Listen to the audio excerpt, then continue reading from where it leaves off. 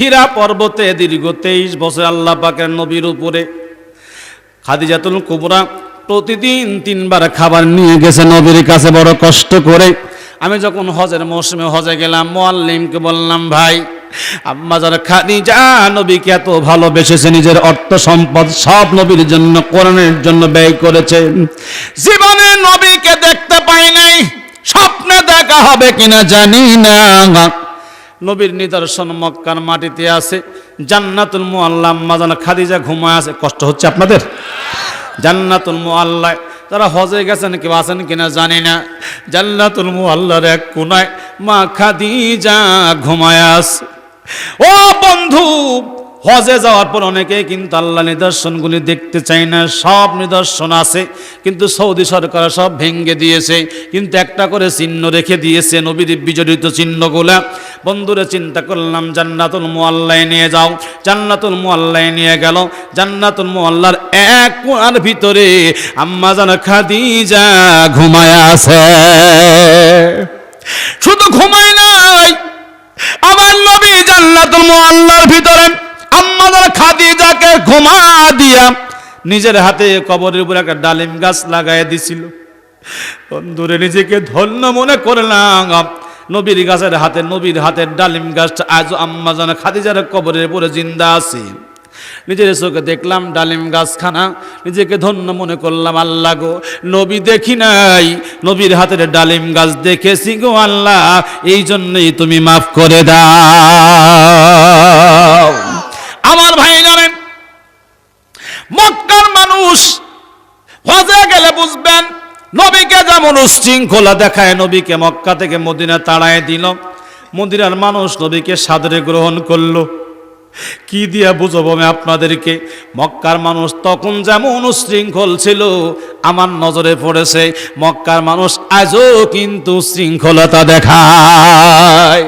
কিন্তু মদিনার মানুষগুলো নমনীয়, অত্যন্ত ভদ্র, সভ্য, আদব কায়দা নিয়ে চলে। হাজীদেরকে খেদমত করার জন্য পাগল হয়ে যায়। মদিনার মসজিদ, এত বড় মসজিদ, না দেখলে বুঝবেন না। একসাথে একই জামাতে 10 লক্ষ মুসলমান নামাজ পড়া যায়। বন্ধুরা আমার, ফজরের নামাজ পড়া যখন মদিনার মসজিদ চত্বরে একটু ঘোরাফেরা করা যায়, সুন্দর মৃদু একটা হাওয়া আসে, বাতাস আসে, শরীরটা শীতল হয়ে যায়। কি দিয়ে আমি আপনাদের বোঝাবো? যখন মক্কায় ছিলাম তখন মনে হয় যেন আল্লাহর কোরআন পড়ি। মদিনায় যাবার পরে হাত থেকে তসবিহ নামে না, তসবিহও যখন হাতে থাকে না, কর থেকে নবীর উপর দরুদ পড়া ছাড়ে না। দুঃখের কথা কি বলবো, আমি যখন মক্কা যাওয়ার পর হজের হজ ক্যাম্পে ঢাকাতে ইহরাম আমি পড়তে পারি না। এরকম একজন নওজোয়ান যুবক মানুষ হাজী সাহেব আমাকে ইহরাম পরায় দিচ্ছে, আর আমাকে বলে, হুজুর আপনাকে আমি কি উপদেশ দিব, তবে একটা জিনিস আমি আপনাকে বলবো, আপনি লক্ষ্য করবেন মক্কা মদিনা কার হজ কবুল হয়েছে কি হয় নাই, আপনারটা কবুল হবে কি হবে না, হয়েছে কি হয় নাই, 2 জায়গায় নজর করলে দেখতে পারবেন কার কি অবস্থা। আমি সত্যি টাসকি লেগে গেলাম। একটা সাধারণ মুসলমান হজ করেছে, তিনি আমাকে দিক নির্দেশনা দিচ্ছে, এত কষ্ট করে হজে যাবেন, 2টি জায়গায় নজর করবেন, হজ কবুল হবে কি হবে না। 1 নম্বর হলো যখন আপনি আল্লাহর ঘর বাইতুল্লাহ তওয়াফ করবেন, তখন নজর করবেন নিজের দিকে। আপনার হজের সবাই যখন তওয়াফ করে, লাব্বাইক আল্লাহুম্মা লাব্বাইক, লাব্বাইক লা শারীকা লাব্বাইক, ইন্নাল হামদা ওয়ান নি'মাতা লাকা ওয়াল মুলক লা শারীকা লাক, যখন সবাই ধ্বনি দিয়ে আল্লাহর ঘর বাইতুল্লাহ তওয়াফ করে, তখন যদি আপনি নিজের দিকে নজর করেন, আরো হাজীদের দিকে নজর করেন, বুঝতে হবে কিছু মানুষ গেছে হজ করার জন্য, আর কিছু মানুষ গেছে আল্লাহর ঘর দেখার জন্য। হজ করা আর দেখা দুটো কি এক জিনিস না 2 জিনিস? 1 নম্বরে এখানে খেয়াল করবেন। 2 নম্বরে নবীর রওজা যখন জিয়ারত করবেন, মানুষ যখন সালাম দিবে, আপনিও যখন সালাম দিবেন, গো হুজুর দেখবেন আপনার অবস্থা কি, মানুষের অবস্থা কি। ও বন্ধু, সত্যি যখন আমি ঢুকলাম বাবু সালাম নামক দরজা দিয়ে নবীর রওজা জিয়ারত করার জন্য, মদিনার মসজিদের ভিতরে যতগুলা দরজা আছে ভিতরে বাহিরে, প্রত্যেকটা মসজিদের দরজার ভিতরে লেখা আছে উদখুলুহা বিসালামিন আমিনিন। বন্ধুরে আমার, বাবু সালাম নামক দরজা দিয়ে যখন প্রবেশ করলাম নবীর রওজা জিয়ারত করার জন্য, প্রবেশ করার পরে দেখি বাম পাশে রিয়াজুল জান্নাহ। যে রিয়াজুল জান্নাহ সম্পর্কে নবী বলেছেন যে ব্যক্তি রিয়াজুল জান্নাহর ভিতরে 2 রাকাত নামাজ পড়েছে, সেজন্য আমি আল্লাহর জান্নাতের ভিতরে নামাজ পড়েছে। যখন আপনি ঢুকবেন বাবু সালাম নামক দরজা দিয়া, মনে হয় এটা মদিনার মসজিদ না, মনে হয় যেন জান্নাতের একটা টুকরা। সুবহানাল্লাহ জোরে বলেন। একটু আগায় গেলে দেখবেন বাম পাশে নবীজির রওজা, পুলিশ নবীর রওজার পাশে দাঁড়ায় আছে। নবীর রওজা থেকে 1 হাত দূরে কাপড়ের পর্দা দেওয়া আছে, ওই পর্দার মধ্যে পুলিশ দাঁড়ায় আছে। প্রত্যেকটা পুলিশের হাতে একটা করে লাঠি আছে। কারণ বাংলাদেশের মুসলমান বড় আবেগপ্রবণ মুসলমান, কারণ যে দেশের মানুষ পীরের দরবারে হাত তুলে, পীরের দরবারে খাসি দেয়, পীরের দরবারে সেজদা করে, কথা কন না কে? ঠিক না? পীরের দরবারে মান্নত করে, ইমামরা আলেমরা নিষেধ করলেও শোনে না, সেই দেশের মানুষ আবেগপ্রবণ হইয়া নবীর দরবারে হাত দুটা তুলতে চায় কিছু চাওয়ার জন্য। যদি পুলিশের নজর পড়ে আপনি হাত তুলেছেন নবীর দরবারে কিছু চাওয়ার জন্য, পুলিশ আস্তে করে আপনার হাতের উপরে মৃদু আঘাত করে বলবেন, ইয়া হাজি এখানে কি চাও? এখানে চাওয়ার মতো কিছু নাই, একটু সামনে যাও, আল্লাহর ঘর বাইতুল্লাহর দিকে হও, যা কিছু চাওয়ার আল্লাহর কাছেই চাও। সুবহানাল্লাহ জোরে বলেন।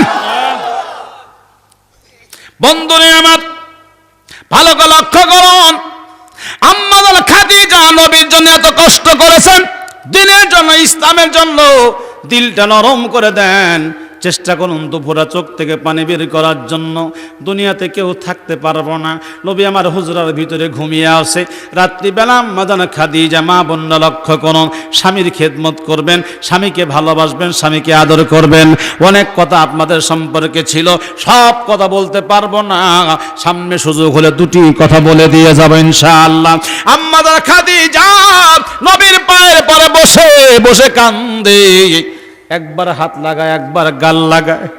নবী বড় আদরের জিনিস, কিতাবের মধ্যে লেখে কখনো কখনো জিহ্বা দিয়ে নবীর পার উপরে আঘাত করতেছে নরম গোশত দিয়ে, যাতে নবী কষ্ট না পায়। হঠাৎ নবীর ঘুমটা ভেঙে গেল, নবী তাকায় দেখে আম্মা জান খাদিজা নবীর পায়ের পরে বসে বসে কান্না করতেছে। নবীজি ডেকে বলে, খাদিজা এত রাতে তুমি কান্দো কেন? তার কারণটা কি? খাদিজা খাদিজা বলে, ইয়া রাসূলুল্লাহ, ইয়া হাবিবাল্লাহ, আমি খাদিজা দুনিয়াতে থাকবো না, আমি তো চলে যাব, কবরে যেতে হবে। কি কবরে যাওয়া লাগবে না? একজন যুবক হাত তুলে কত, হুজুর আমি যাব না কবরে। কি এরকম যুবক আছে? একটু জোরে বলেন তো আলহামদুলিল্লাহ, জোরে কোন তো আল্লাহু আকবার। আমি যখন আসতে দেরি হয়েছে আমার, রাস্তায় জ্যামের কারণে, রাস্তা ভাঙ্গার কারণে। এক ভাই আমাকে বলল, হুজুর এই এলাকার মানুষ ওয়াজ শোনে না, এই এলাকার মানুষ ওয়াজ শোনে না। রাত 11:30 12টা বাজলেই সব চলে যা গিয়া, সব কি করেন গা? চলে যাঙ্গা। চিন্তা করলাম এত দূর থেকে আসলাম, আমাকে উঠাবেই 11টার সময়, উঠে আধা ঘন্টা ওয়াজ না শুনে সব চলে যায়, তাহলে কি আর মন ভালো থাকে? আর ওয়াজ করতেছে আমি, যদি আপনারা উঠতেই থাকেন তাহলে কি ওয়াজও কি সাটে? খুব চিন্তার মধ্যে পড়ে গেলাম। তার আসে দেখলাম মানুষও খুব বেশি নাই, আরও মনটা খারাপ হয়ে গেল। আলহামদুলিল্লাহ এখন দেখেন মোটামুটি মাঠের 3 ভাগে 2 ভাগ ভরেছে। কি ভরে নাই? ভরে নাই। এবার তখন ছিল এখানে 2 জন, ওখানে 3 জন। রাত বাজে 12:32। এতে বোঝা গেল ওনার কথাটাও সঠিক নয়। আমি যদি 1টার সময় দোয়া করি, থাকবেন তো আপনার ইনশাআল্লাহ? আর আধা ঘন্টা থাকবেন তো ইনশাআল্লাহ? আমি আধা ঘন্টা নিয়ে যাব না, ইনশাল্লাহ 5 মিনিটের মধ্যে দোয়া করবো ইনশাআল্লাহ। হ্যাঁ 2 ঘন্টা না, আলহামদুলিল্লাহ একটি গন্ডির মধ্যে আমরা থাকি। কারণ হলো এই, আমি বলি এবার আরেকটা জিনিস খেয়াল করেন, আমি 11টার সময় উঠছি, এখন 12টা 32। আমার ওয়াজের মধ্যে কোনো ফাঁকি নাই।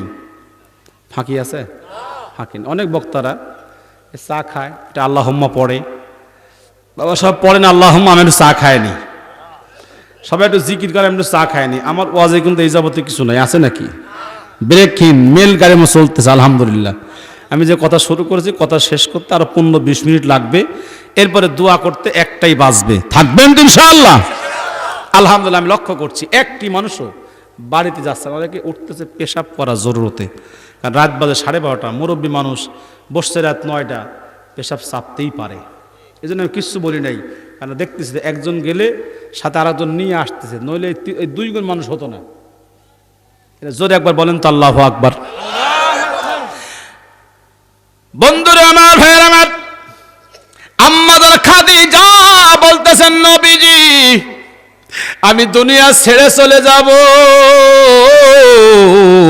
কিন্তু এই কবরে কেমনে থাকবো গো নবী? কবর তো কঠিন জায়গা, নবী কবরে কেমনে থাকবো? নবী গো আমি আপনার কাছে আজকে 3টা জিনিস চাইবো। জোরে বলেন কয় জিনিস?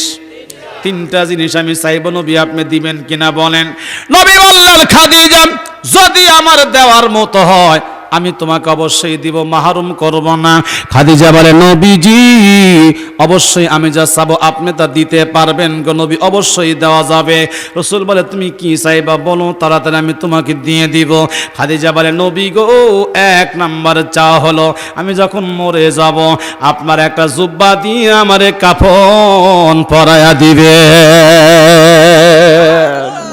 নবীজি বললেন, খাদিজা যদি আপনার পরে আমার মৃত্যু হয়, কারণ কার মৃত্যু কখন হবে কারো জানা আছে? কি বলেন? কে কখন মরবেন, কার মৃত্যু কখন হবে, কোথায় কার মাটি হবে, কারোই কিন্তু জানা। কোন জমিনের মাটি আমার হবে গোরস্থান, কোন জমিনের মাটি আমার হবে গোরস্থান। কাদের চোখের জলে আমি, কাদের চোখের জলে আমি পাব পরিত্রাণ, কোন জমিনের মাটি আমার হবে গোরস্থান। জানা যাবে? এ সোনার যুবকরা, প্রেম প্রীতি করো, ভালোবাসা করো, পরকিয়া করো, তোমাদের জন্য একটা গোল্ডেন ওয়াজ আমি দিয়ে যাই। একটা যুবক যাচ্ছে সাইকেলে চড়ে সামনের দিকে ফুলবাড়ি, হঠাৎ দেখে একটা মেয়ে ফুলবাড়ি যাওয়ার পথে বসে আছে, গাছের নিচে অত্যন্ত সুন্দরী রূপবতী মেয়েটা বসে আছে, কেউ যখন নাই। যুবক যায় মেয়েটার সামনে যখন ব্রেক করলেন, ও যুবতী মেয়ে তোমার বাড়ি কোন জায়গায়? আমার বাড়ি মুক্তাগাছা। এখানে তুমি কোথায়? বলো খালার বাড়ি বেড়াইতে আসছি। যুবক বলে, তুমি দেখতে বড় সুন্দরী, রূপবতী, গুণবতী, আমি তোমাকে বিয়ে করতে চাই। যুবতী মেয়ে বলে, তুমিও দেখতে বড় সুন্দর, আমার কোনো আপত্তি নাই, আকাশ বাতাস গাছপালা সব সাক্ষী, আমি তোমার স্ত্রী, তুমি আমার স্বামী। তুমি বলে কবুল, মেয়েও বলে কবুল, ছেলেও বলে কবুল। এরকম বিয়ে হচ্ছে না ভাই? হচ্ছে না? কারো দরকার নাই, আকাশ বাতাস সাক্ষী, গাছপালা সাক্ষী। বন্ধুরে দুঃখের কথা কি বলবো, আমার বাড়ির কাছে এনএস সরকারি অনার্স কলেজ, চোখে দেখতে চাই না, তারপরও তো চোখ বন্ধ করে রাখা যায় না। এক যুবকের কোলে আর এক যুবতীর মাথা, যুবক বাদাম ছিলে দেয়, যুবতী কুটকুট করে খায় আর দোয়া কুন্নুত মুখস্থ করে। এরকম আছে না নাই? এই যুবকরা কথা কও না কে? এবার আকাশ বাতাস সাক্ষী বলে কবুল। কিছুক্ষণ পরে একটা ছেলে হুন্ডা নিয়ে যা পালসার, গিয়ে দেখে মেয়েটা গাছের নিচে বসা, যুবক দাঁড়ায় আছে। পালসারওয়ালা যুবক কয়, যুবক সাইকেল, তোর এখানে কি, তুই করিসটা কি, এখানে তোর কি দরকার, যা। কারণ সুন্দরী মেয়ে দেখেছে, যুবকের নজরে লেগে গেছে। যুবক বলে, মেয়ে রে তোমার নাম কি? বলে, আমার নাম সালমা। বাড়ি কোথায়? বলে, মুক্তাগাছা। এখানে বলে খালার বাড়িতে। তুমি দেখতে বড় সুন্দর, আমাকে ভালো লেগে ফেলেছে তোমাকে, আমি তোমাকে বিয়ে করতে চাই, তুমি কি রাজি আছাও নাকি?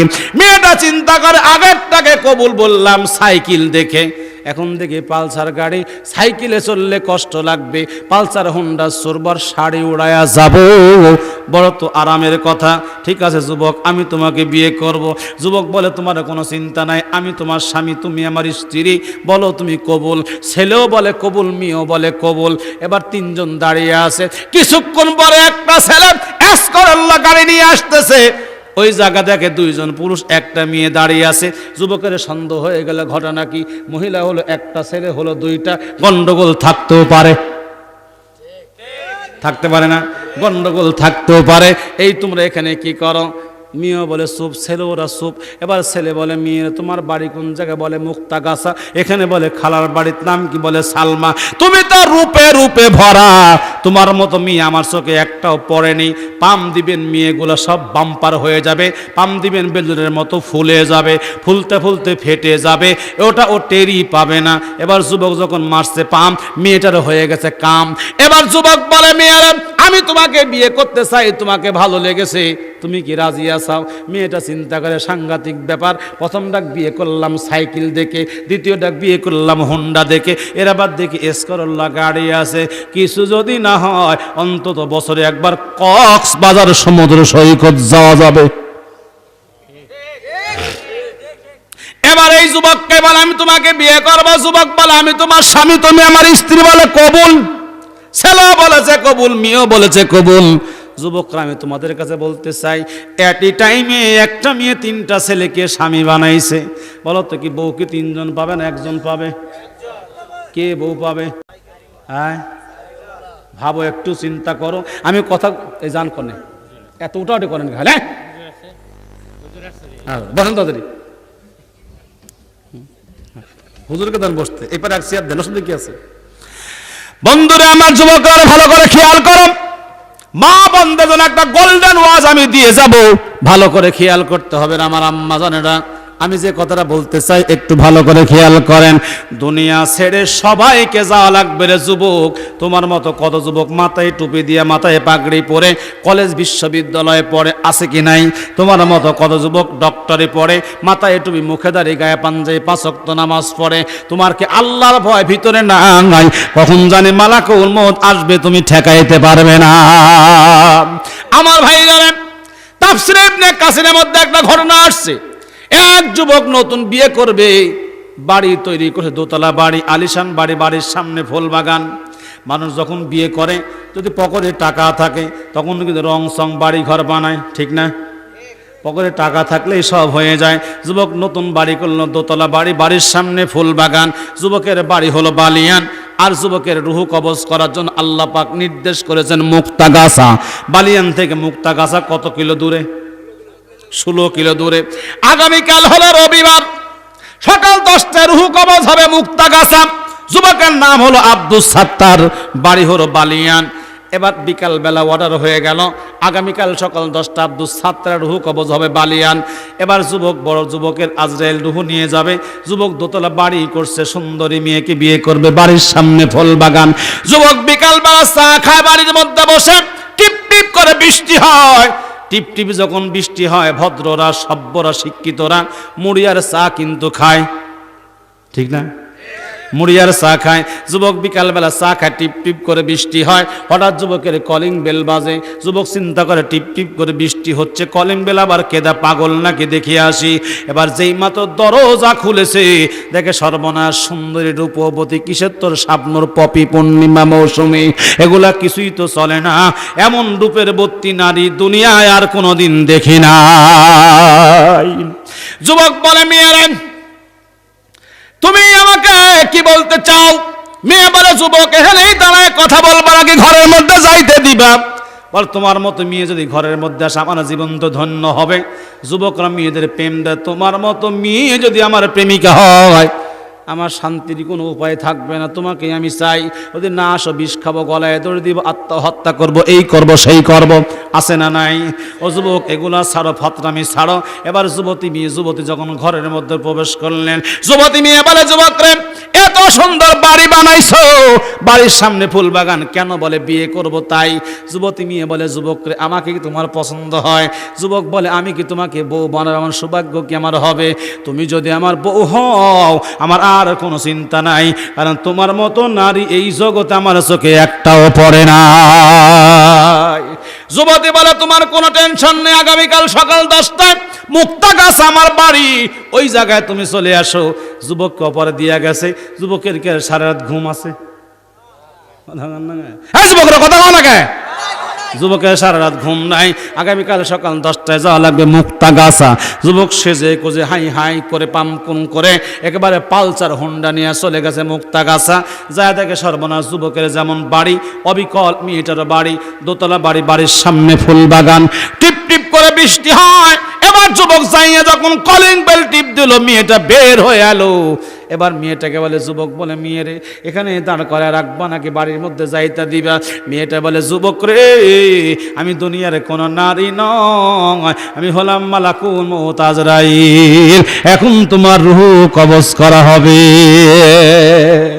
এ যুবক, কখন তোমার মৃত্যু হবে জানা নাই, আল্লাহকে ভয় করো, আল্লাহর দিকে নত হও।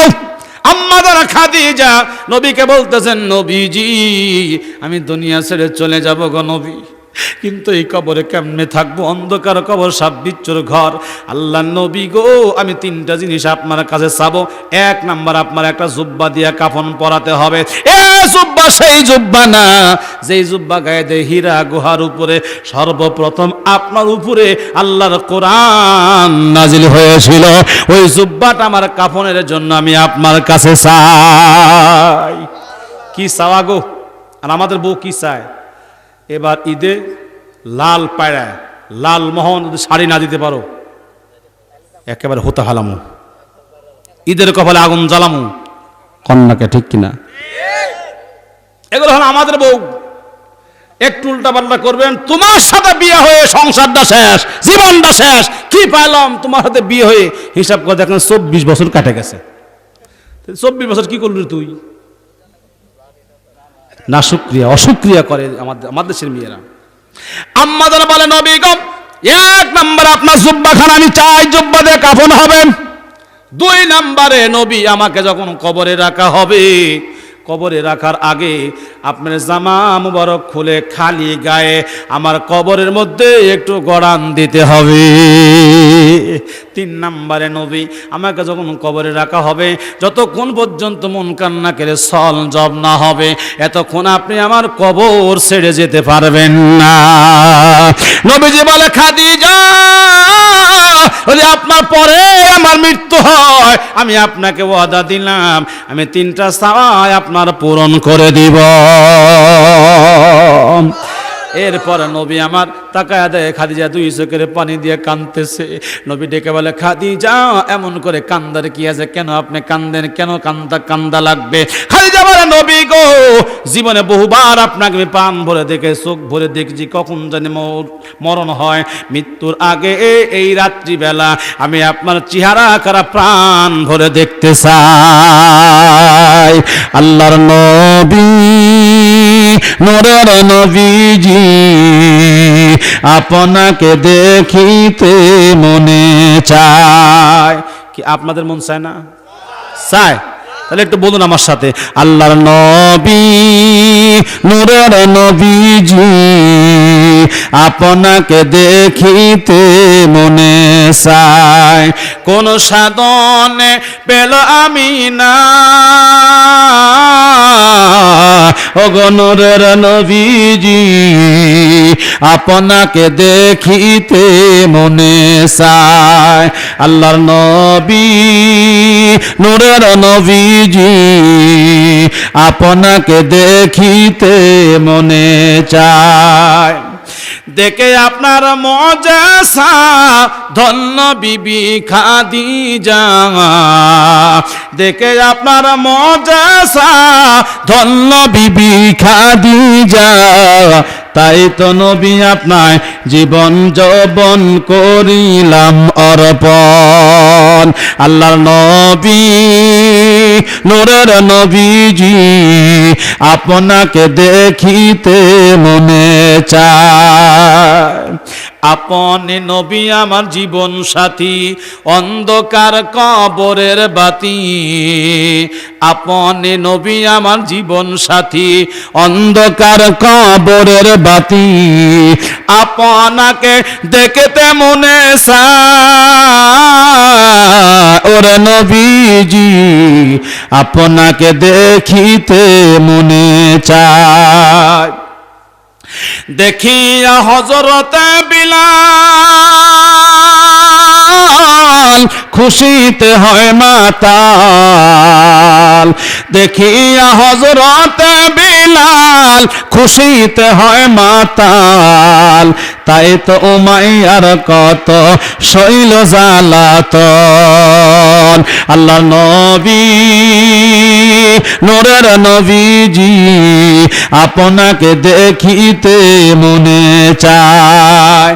জোরে কোন মারহাবা, আরো জোরে কোন মারহাবা। যে কথাগুলি শুনেছি বলেছি, আল্লাহ আমাদের সবাইকে যেন আমল করার তৌফিক দেন। সকলে বলে আমিন। ওয়া আখিরু দাওয়ানা আলহামদুলিল্লাহি রাব্বিল আলামিন। এখনই দোয়া হবে ইনশাআল্লাহ। সবাই দোয়া করে একসঙ্গে যাব। কিছু বলবেন না? দোয়া করে দেব। আরেকটু সময় দেওয়া যায় না? আরেকটু সময় দিন। জি জি জি। একটা লোক কইছে, একটা লোক কেন বলতেন না? দুদিকের আওয়াজ সমান সমান, দুই আওয়াজ একসাথে হয় তাহলে কি আওয়াজ বেশি হবে না? হ্যাঁ, দেখি আপনারা কত জোরে পারেন। রেডি? লিল্লাহি তাকবীর,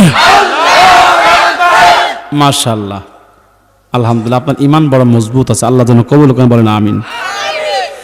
বন্ধুরে আমার, ভাইয়ের আমার, কবরে কালো লাশখানা পরিবর্তন হয়ে আছে। একটু দিলের কান দিয়ে শুনতে হবে, অত্যন্ত গুরুত্বপূর্ণ ব্যাপার। আমার মা বোনদেরকে বলি, মায়েরা আপনারাও কথাটা শুনবেন। সামনে আপনাদের সম্পর্কে দুটি কথা বলবো। বলেন তো, আমার দেশের মানুষ, আমার দেশের শিশু বাচ্চারা এখন জন্ম হবার পরে দুঃখের কথা কি বলবো, আমার এক ভাগ্নি আছে, বয়স 4 বছর, মোবাইল ছাড়া হাগেও না, পেশাবও করে না, ভাতও খায় না। এদেশে কি আছে নাকি ভাই? হাই রে হাই, কি বলবো, দুঃখের কথা। 12 বছর বয়স, বিয়ে করে বাচ্চা হয়ে গেছে। আমি চিন্তা করলাম, তুই তো এক বাচ্চা, তোর পেট থেকে আর এক বাচ্চা বের হচ্ছে। বলেন তো, বর্তমান এই সমস্যা আমাদের সমাজে বেশি না কম? 12, 13, 14 বছর মেয়েদের বিয়ে হচ্ছে, 1 বছরে 6 মাস পরে আবার ডিভোর্স হচ্ছে। তখন আর সংসার ভালো লাগে না, আবেগপ্রবণ হইয়া। এগুলো কেন হচ্ছে একটু বলে দিব? বলেন তো, প্রত্যেকের ঘরে ঘরে টেলিভিশন আছে না নাই? আগে ছিল, আজ থেকে 20 বছর আগে কিন্তু সবার ঘরে ঘরে ছিল না। শুধু টেলিভিশন না, এখন প্রত্যেকের হাতে হাতে মোবাইল আছে, টাচ মোবাইল। আপনি যা চাবেন তাই পাবেন, কোনো অসুবিধা নাই। সংক্ষেপে দুটি কথা বলে দেই, আমার মায়েরা, তোমরা আমার মায়ের জাত, তোমাদের পায়ের নিচে আল্লাহর জান্নাত। তোমাদের আমি বেফাস কোনো কথা বলবো না। অনেক বক্তারাই কিন্তু মাদের ইনসাল করে কথা বলে। মায়েরা মায়ের জাত, ওদের পায়ের নিচে আল্লাহর জান্নাত। মাদেরকে অসম্মানী করে কথা বলা যাবে না। তবে বোনদেরকে শাসনের নিয়তে 2-1টি কথা বললেও গুনাহ হবে না, ঠিক না? মারা তো ইজ্জত লাগে, বোনরা শাসন করা লাগবে না? বোন বেড়া হয়ে গেলে শাসন করতে হবে না? প্রয়োজন হলে মারতেও হবে। আমার মায়েরা, তোমার মতো মায়ের পেট থেকে বের হয়েছে আব্দুল কাদের জিলানী, তোমার মতো মায়ের পেট থেকে বের হয়েছে বাইজিদ বোস্তামি, তোমার মতো মায়ের পেট থেকে বের হয়েছে আল্লামা শাহ আহমদ শফি, তোমার মতো মায়ের পেট থেকে বের হয়েছে আল্লামা সাইদি, তোমার মতো মায়ের পেট থেকে বের হয়েছে মামুনুল হক, তোমার মতো মায়ের পেট থেকে বের হয়েছে মুফতি আমির হামজা, আবার তোমার মতো মায়ের পেট থেকে বের হয়েছে ডিপজল, ঠিক না? কেন এগুলা হলো? বিজ্ঞান বলে, কোরআন বলে, একটা সন্তান যখন মায়ের পেটে যায়, নির্দিষ্ট টাইমে এই মায়ের পেটের ভিতরে আমার আল্লাহ সন্তানকে দুটো চক্ষু দান করে দেয়। মা যা করে সন্তান তাই দেখে। মা টেলিভিশন দেখে, সন্তান দেখে। মা কেমনে টেলিভিশনের ভিতরে নায়ক নায়িকা জড়াজড়ি সুমাসুমি, কাপড় হাতা কাটা বগল কাটা লাইলু দিবার করা, কতটুকু কোন নায়িকা কাপড় পরে সব যখন মা দেখে, মায়ের কোলের মধ্যে বসে বসে মায়ের মেয়েও দেখেছে। বিজ্ঞান বলে, কোরআন বলে, নির্দিষ্ট টাইমে সন্তান মায়ের পেটের মধ্যে দুটি চোখ পাওয়া যায়, চোখ ফুটে যায়, ফুটে না? চোখ যখন পাওয়া গেল, এতদিন কান দিয়া শুনছে, চোখ দিয়া দেখে নাই, এখন চোখ যখন পায়ে গেল, চোখ দিয়া দেখা শুরু করলো, কান দিয়া শূন্য। ও বন্ধু, আমাদের অনেক মুসল্লি আছে মাথায় টুপি দিয়া মুখে দাঁড়িয়ে রেখে আসরের নামাজ পড়ে চায়ের দোকানে বসে টেলিভিশন দেখে, মাগরিবের নামাজ পড়ে চায়ের দোকানে টেলিভিশন দেখে, এশার নামাজ পর্যন্ত টেলিভিশন দেখে। আপনাদের দেশে কি চায়ের দোকানে টেলিভিশন আছে? হ্যাঁ, এখানেও আছে। মুরব্বী বাবাজি আসর নামাজ পড়ে চায়ের দোকানে গিয়া বসলো, ওই টেলিভিশনের মধ্যে গান হচ্ছে, রূপে আমার আগুন জ্বলে, হয় না? নামাজ গেল তোর রসাতলে, আল্লাহর কোরআন কি যে বলে, ইন্নাস সালাতা তানহা আনিল ফাহশাই ওয়াল মুনকার ওয়ালা যিকরুল্লাহি আকবার আল্লাহু ইয়ালামু মা তাসনাউন। জোরে বলুন আল্লাহু আকবার। মায়েরা, তুমি পেটের মধ্যে সন্তান পেটে করে সিনেমা দেখছো, নাটক দেখছো, থিয়েটার দেখছো, বোমা ফিল্ম দেখছো, তোমার সন্তান দেখা শিখেছে। যদি সন্তানকে ভালো বানাইতে চাও, টেলিভিশন বন্ধ করো, সিনেমা বন্ধ করো, নাটক বন্ধ করো, আল্লাহর কোরআন ধরো, আল্লাহর কোরআন পড়ো, নামাজ পড়ো, তোমার ছেলে মেয়ে আল্লাহর ওলি আব্দুল কাদের জিলানী হবে, নইলে কিন্তু হবে না। অনেক কথা ছিল কিন্তু ধৈর্য আর কোলাচ্ছে না ভাই, সার সংক্ষেপ কথাটা বলে দেই। বন্ধুরে আমার, কবরে কেন লাশখানা পরিবর্তন হয়ে গেল? এবার সবাই চিন্তা করলো, এত ভালো আলেম, তার লাশটা কেন এমনটি হলো? এবার আলেমের আব্বার কাছে যাইয়ে বলে, আপনার সন্তান কেমন ছিল? বলে, আমার সন্তান ভালো মানুষ ছিল, আমার সন্তানের মতো ভালো সন্তান এই জগতের হয় না। মার কাছে গিয়ে বলে, আপনার সন্তান কেমন ছিল? মা বলে, আমার সন্তান ভালো সন্তান ছিল, আমার সন্তানের মতো ভালো সন্তান এই জগতের হয় না। বাবা বলে ভালো, মা বলে ভালো, কিন্তু মানুষের জীবনে এমন কিছু অপরাধ আছে এই দুনিয়ার কেউ জানে না, জানে না, কিন্তু স্ত্রীর কাছে গোপন রাখা যায় না। আছে না নাই? বন্ধুরে আমার, স্ত্রী বলে, আপনার স্বামী কেমন ছিল? বলে, আমার স্বামী হাজারে একটা স্বামী, আমার স্বামীর মতো ভালো স্বামী এই জগতের হয় না। স্ত্রী স্বামীকে ভালো বলে, এমন স্ত্রী পাওয়া খুব কঠিন। কিন্তু মানুষ যখন মারা যায়, কবরে রাখার আগে, লাশটা সামনে নিয়ে জানাজার আগে, একজন মানুষ বা লোকটা কেমন ছিল, লোকটা কেমন ছিল, লোকটা কেমন ছিল, সব মানুষ বা লোকটা ভালো ছিল, আর স্ত্রী বলে কচু ছিল। সবার ভালোবাসা গচ্ছা। আল্লাহর হাবিব বলেন, লোকটা যদি মারা যাবার পর 40 জন লোক সাক্ষী দেয় লোকটা ভালো ছিল, আল্লাহ পাক তাকে মাফ করে বিনা হিসাবে জান্নাত দিয়া দিবে। কয়জন লোক বলা লাগবে? 40 জন লোক বলা লাগবে। তবে শর্ত হলো, 1 নম্বরে আপন স্ত্রী বলতে আমার স্বামী ভালো স্বামী ছিল। 1 নম্বর সাক্ষীকে। মেয়েরা খুশি হচ্ছে, হুজুর তখন আমারই ওয়াজ করতেছে, সব মনে হয় সামনেই আছে, আমার খালি মারে, এরকম এরকম কি স্বামী আছে না? হ্যাঁ, কথায় কথায় মারে। হাসান বসরি রহমাতুল্লাহ আলাইহি তার কিতাবের মধ্যে লিখছে, এক কুলি ছিল, কুলি গরিব মানুষ, মুরগির কাবাব খেতে মন যায়, টাকা নাই, খাবে কি দেয়, প্রতিদিন 1 পয়সা 2 পয়সা করে জমায় একটা মুরগি কিনছে। কি কিনছে? মুরগি কিনে গিন্নিকে বলে, গিন্নিরা ভুনা কর, কাবাব কর, খাবো তৃপ্তি সহকারে। গরিব মানুষ, স্ত্রী মুরগির কাবাব বানায় যখন দুপুরে স্বামীর সামনে খানা পরিবেশন করেছে, স্বামী একবার যখন মুখে দিয়েছে, দেখে সাংঘাতিক ঝাল লবণ, এত বেশি খাওয়ার কোনো কায়দা নাই, ডানে তাকায় বামে তাকায়। স্ত্রী বলে, স্বামী এমনটা করো কেন? কেন করি বুঝবি একটু পরে। মানে লাঠি খুঁজতেছে, এখনই কোবান হবে। কি হবে? লাঠি দিয়া কোবান হবে, ঝাল লবণ বেশি হয়ে গেছে। হঠাৎ করে কুলির মাথায় কে যেন বলল, কুলি রে, এরা হলো নিরহ মানুষ, একটা মেয়েকে মারলে তার শরীরে ব্যথা লাগবে, শরীরটা কেটে যেতে পারে, ওই মেয়েটার বাবা মা শুনলে কষ্ট পাবে, ওই তুই পিটন দেশ, তাহলে মুরগির ঝাল লবণ কি ভালো হবে? ভালো হবে? ঝাল লবণ ভালো হবে না, পিটন দিলে শরীরে ব্যথা লাগবে, তার বাপ মা শুনলে কষ্ট পাবে। কুলি বলে যারে বান্দি যা, আমি আল্লাহর হস্তে তোরে মাফ করে দিলাম। সেদিন বিকাল বেলায় কুলি মারা গেছে। গভীর রাত্রিবেলা হাসান আবাসী স্বপ্নে দেখে কুলি আল্লাহ জান্নাতে বসা আছে। সুবহানাল্লাহ জোরে বলেন। হাসান বলে কুলি তুমি কি সেই কুলি না? বলে জি আমি সেই কুলি। বলে এত দামি জায়গা তুমি কোন জায়গায় পেলে? কুলি বলে হুজুর এ জায়গা দুনিয়ার কোনো জায়গা নয়, এটা হলো আল্লাহর জান্নাত। হাসান বলে কুলি রে এত দামি জান্নাত তুমি কেমনে পাইলে, কেমনে পাইলে? কুলি বলে হুজুর আজকে দুপুর বেলা একটা ঘটনা ঘটেছিল, মুরগির কাবাব খাওয়া, মুরগির ঝাল লবণ বেশি হয়ে গেছিল, পিটন দিব নিয়ত করার পরেও পিটন দিয়ে এনে মাফ করে দিয়েছি। আমার মৃত্যু হবার পরে আল্লাহ ডেকে বলে কুলি রে আমার বান্দি নিরহ মানুষ, ইচ্ছা করলে তুই মারতে পারতি কিন্তু মারস নাই, মাফ যখন করে দিয়েছিস যারে কুলি যা আমি আল্লাহ তোরে মাফ করে জান্নাত দিয়া দিলাম।